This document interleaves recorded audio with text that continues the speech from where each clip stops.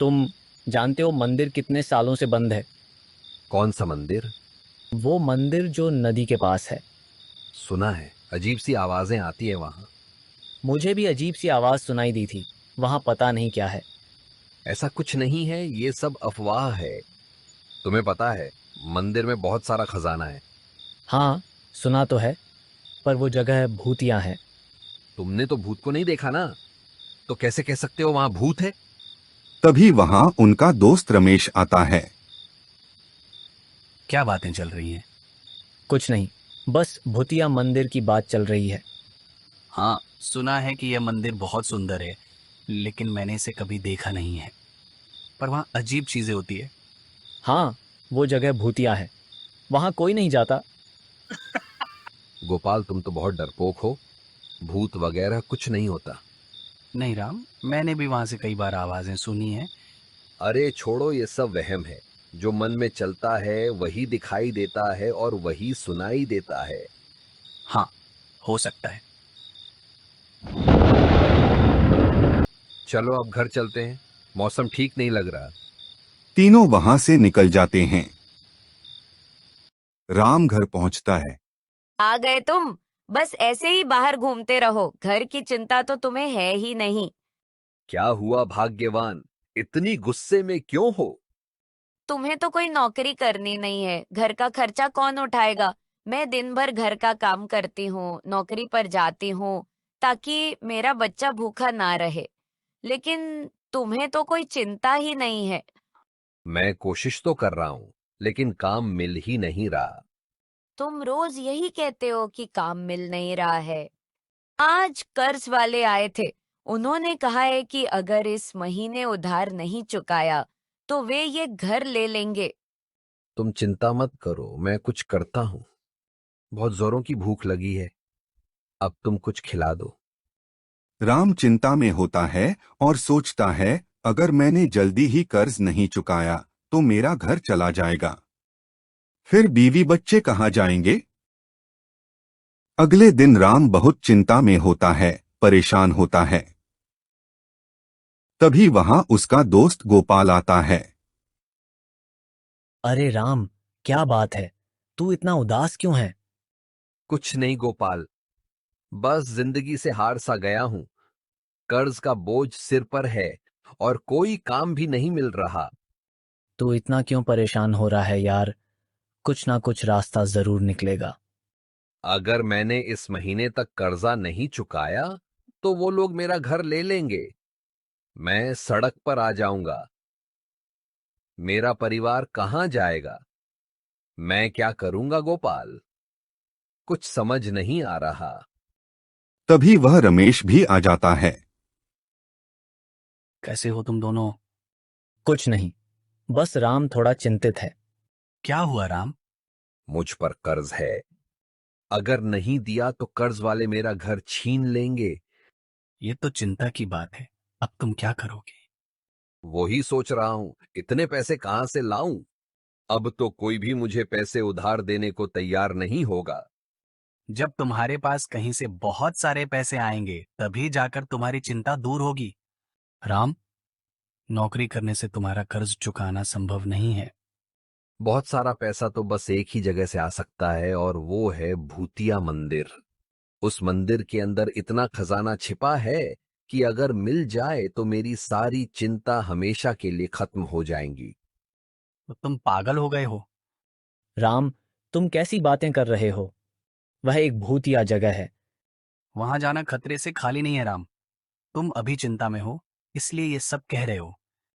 अगर मैंने जल्दी पैसों का इंतजाम नहीं किया तो मैं वैसे ही मर जाऊंगा, क्योंकि मैं अपनी बीवी और बच्चों को सड़क पर नहीं देख पाऊंगा। क्या तुम दोनों मेरी मदद नहीं करोगे? ऐसे समय में हम दोनों तुम्हें अकेला नहीं छोड़ सकते। हम जरूर तुम्हारी मदद के लिए चलेंगे। आखिर तुम हमारे दोस्त जो हो। हाँ राम, हम हमेशा से तीनों एक साथ रहे हैं। हम तुम्हें कभी अकेला नहीं छोड़ेंगे।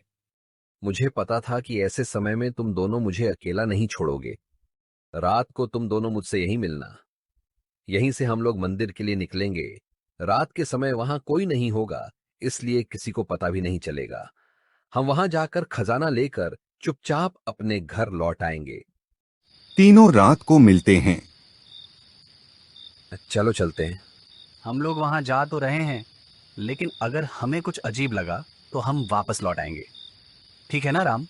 हाँ ठीक है। देखो यह है वह मंदिर। चलो अंदर चलते हैं। ये मंदिर डरावना है, जैसा सोचा था वैसा ही है। तुम लोगों ने सुनी ये कैसी आवाज थी?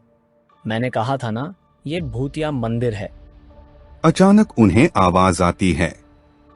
तुम लोग यहाँ क्यों आए हो? तीनों डर जाते हैं। कौन हो तुम? इस मंदिर का पुजारी। पुजारी तो बहुत साल पहले ही मर चुका है। भूत, रमेश, राम, भागो यहाँ से।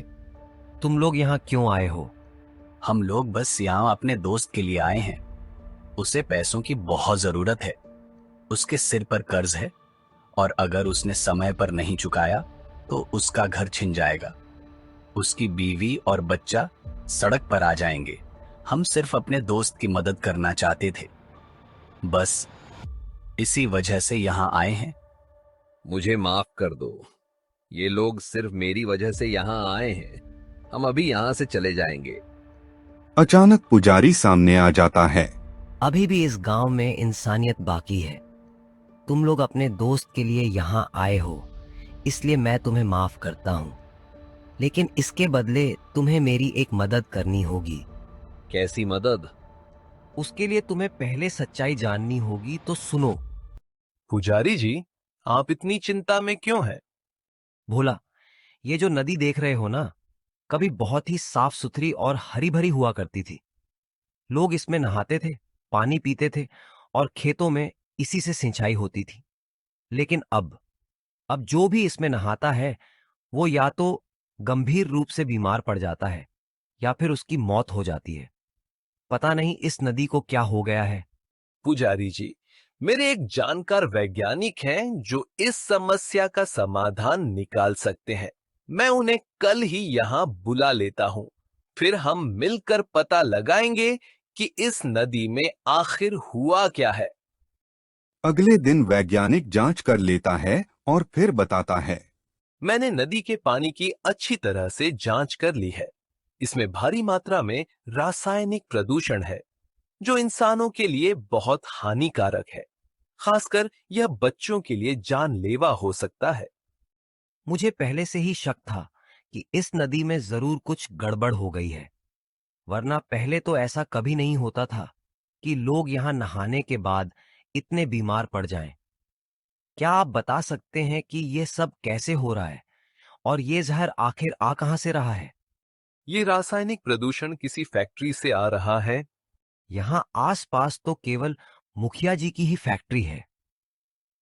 इसका अर्थ साफ है, यह विषैला प्रदूषण उनकी फैक्ट्री से ही इस नदी में आ रहा है। चलो भोला, चलकर मुखिया जी से इस बारे में बात करते हैं।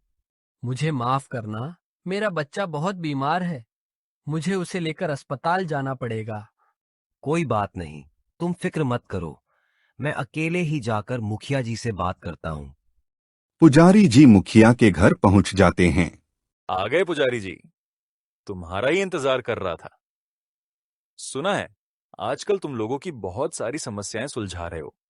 मुखिया जी, मैं आपसे नदी के बारे में बात करने आया हूँ। हाँ हाँ, जानता हूं तुम क्या बात करने आए हो। पहले आप पानी पी लीजिए। रामू, जरा पानी लेकर आओ पुजारी जी के लिए। लीजिए पुजारी जी, पानी पी लीजिए। रामू, हमने जो पानी में जहर मिलाया वो बिल्कुल ठीक किया, वरना ये पुजारी सबके सामने सच्चाई उजागर कर देता। अब ये मर चुका है। तुम जाओ और इसे मंदिर के पीछे जाकर दफना दो। पुजारी जी, आपके साथ बहुत बड़ी नाइंसाफी हुई है। जो अन्याय आपके साथ हुआ वो अब किसी और के साथ ना हो, यही हमारी कोशिश होगी। हम गांव वालों को मुखिया की असली सच्चाई जरूर बताएंगे ताकि आगे कोई और उसका शिकार न बने। तुम्हें गांव वालों को सच बताना पड़ेगा मुखिया। कोई अच्छा इंसान नहीं है, वो बहुत चालाक और धोखेबाज है। तीनों गांव पहुंचकर मुखिया की सच्चाई गांव वालों के सामने लाते हैं। सारी सच्चाई जानने के बाद गांव वाले उसे पुलिस के हवाले कर देते हैं और मुखिया को उसके अपराधों की सजा के तौर पर जेल भेज दिया जाता है। तुम तीनों के भीतर इंसानियत है और तुम लोग सच्चे दिल वाले हो। राम, जो खजाना मंदिर में रखा है वो अब से तुम्हारा हुआ। तुम उस खजाने से अपना सारा कर्ज चुका देना और एक नई जिंदगी की शुरुआत करना। पुजारी की आत्मा को उसके अधूरे कार्य पूरे होने के बाद अंतः मोक्ष की प्राप्ति हो जाती है।